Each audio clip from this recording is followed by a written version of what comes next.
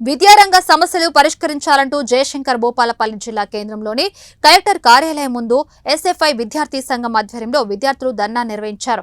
గత 10 సంవత్సరాలుగా నుంచి పెండింగ్ లో ఉన్న విద్యార్థుల స్కాలర్షిప్లను వెంటనే విడుదల చేయాలని ఎస్ఎఫ్ఐ జిల్లా అధ్యక్షుడు స్మరణ్ ప్రభుత్వాన్ని కోరారు. అదేవిధంగా రాష్ట్ర వ్యాప్తంగా ఉన్న ప్రభుత్వ పాఠశాలలు మరియు కాలేజీల్లో విద్యార్థులకు సౌకర్యాలు లేకపోవడంతో తీవ్ర ఇబ్బందులు పడుతున్నారని తెలిపారు. విద్యార్థులకు కనీస సౌకర్యాలు కల్పించడంలో రాష్ట్ర ప్రభుత్వం విఫలం చెందిందని, ఇప్పటికైనా రాష్ట్ర వ్యాప్తంగా ఉన్న పాఠశాలలు కళాశాలలో సమస్యలు పరిష్కరించాలని డిమాండ్ చేశారు.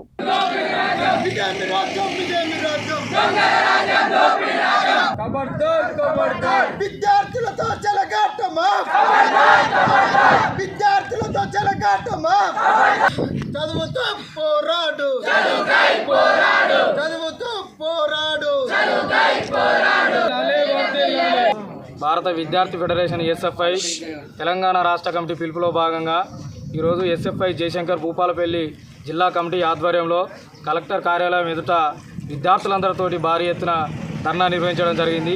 ఈ ధర్నా యొక్క ముఖ్య ఉద్దేశం గత 6 సంవత్సరాల నుంచి ఏదైతే పెండింగ్లో ఉన్నటువంటి 8,000 కోట్ల పైగా పెండింగ్లో ఉన్నటువంటి స్కాలర్షిప్స్ కానీ ఫీజు రియంబర్స్మెంట్ కానీ వెంటనే విడుదల చేయాలని చెప్పి విద్యార్థులందరితో ధర్నా చేయడం జరిగింది. దాంతోపాటు జిల్లా కేంద్రంలో చదువుకునే విద్యార్థులకు కనీస మౌలిక సదుపాయాలు ఉండడం లేదు. అదేవిధంగా ఎస్ఎంహెచ్ హాస్టల్స్ లేకపోవడం వల్ల విద్యార్థులందరూ కూడా అద్దె భవనాలలో కొనసాగే విధంగా ఈ ప్రభుత్వం వ్యవహరిస్తుంది. కాబట్టి తక్షణమే ఈ రాష్ట్ర ప్రభుత్వం విద్యాశాఖ మంత్రిని నియమించాలని చెప్పి డిమాండ్ చేయడం జరిగింది. అదేవిధంగా జిల్లా వ్యాప్తంగా ఉన్నటువంటి అన్ని మండలాలలో రెగ్యులర్ ఎంఈఓలను నియమించాలని చెప్పి డిమాండ్ చేయడం జరిగింది. స్కూళ్ళల్లో కొన్ని ప్రభుత్వ స్కూళ్ళు అయితే కూలిపోయే సిచ్యువేషన్లో ఉన్నాయి. సరికి ఇట్లా ఉన్నాయి, ఈ సమస్యలు ఉన్నాయని చెప్పి సంబంధించిన అధికారుల దృష్టికి కూడా ఎస్ఎఫ్ఐగా మేము తీసుకెళ్లడం జరిగింది.